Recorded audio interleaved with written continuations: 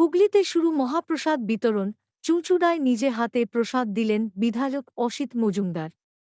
আজ থেকে হুগলিতে শুরু হল পবিত্র দীঘাত জগন্নাথ মন্দিরের মহাপ্রসাদ বিতরণ।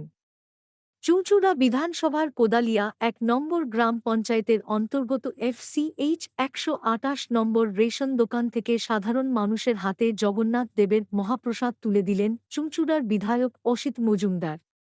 এই মহতী উদ্যোগের মাধ্যমে বহু মানুষ পবিত্র মহাপ্রসাদের অংশীদার হওয়ার সুযোগ পাচ্ছেন। ভক্তদের মধ্যে এই উদ্যোগকে ঘিরে উৎসাহের কোনো খামতি নেই। অনুষ্ঠানে উপস্থিত ছিলেন স্থানীয় জনপ্রতিনিধিরাও। বিধায়ক জানান, মানুষের কাছে ধর্মীয় অনুভূতির এই স্পর্শ পৌঁছে দিতে সরকারের তরফে এই বিশেষ পদক্ষেপ নেওয়া হয়েছে।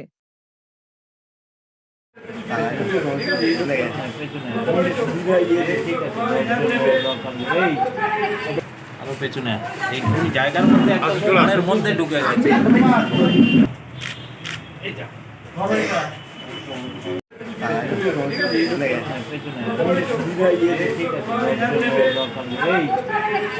আরো পেছনে এই জায়গার মধ্যে একটা মধ্যে ঢুকে গেছে। একেবারে সকাল সকাল জগন্নাথ দেবের প্রসাদ বিতরণীতে আপনি। হ্যাঁ, কোদালিয়া ১ গ্রাম পঞ্চায়েতে FCH ১২৮ নম্বর রেশন দোকান থেকে আমরা জগন্নাথ দেবের প্রসাদ বিতরণ শুরু করলাম।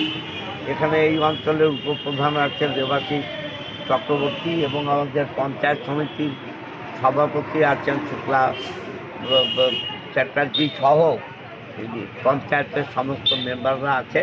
আমরা শুরু করলাম এবং বিভিন্ন জায়গায় সুকান্তনগর, রবীন্দ্রনগর শুরু হয়েছে, দেবানন্দপুর, ব্যান্ডেল, আমরা পরপর যাব। আমরা মানুষের আশীর্বাদ চাই এবং যারা হিন্দুত্বের বড়াই করেন তারা অরিজিনাল হিন্দু নয়, সব হিন্দুর ছদ্মবেশী, হিন্দুর বদনাম করার জন্যে, সনাতন ধর্মের বদনাম করার জন্যে এরা বাংলায় বিশৃঙ্খলা তৈরি করছে। যারা অরিজিনাল হিন্দু তারাই জগন্নাথ দেবের প্রসাদ গ্রহণ করে ধন্য হচ্ছে।